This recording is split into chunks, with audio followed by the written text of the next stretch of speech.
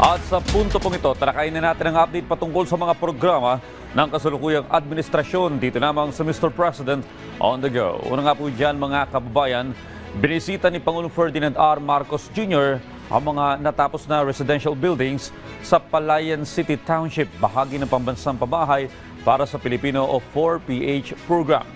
Kasama niya si Jose Ramon Aliling, alkalde ng Viandrel Cuevas at iba pang opisyal ng pamahalaan. Makalipas ang halos 3 taon mula ng ground break noong 2022, makikita na ang pag-unlad ng proyekto sa Barangay Atate.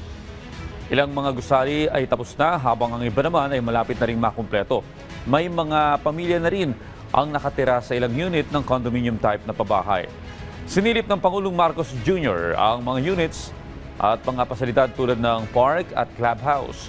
Nakipag-usap din siya sa mga residente. Ang 23 ektaryang proyekto ay nasa makapagbibigay ng tahanan sa mahigit 22,000 benepisyaryo sa 24 na gusali.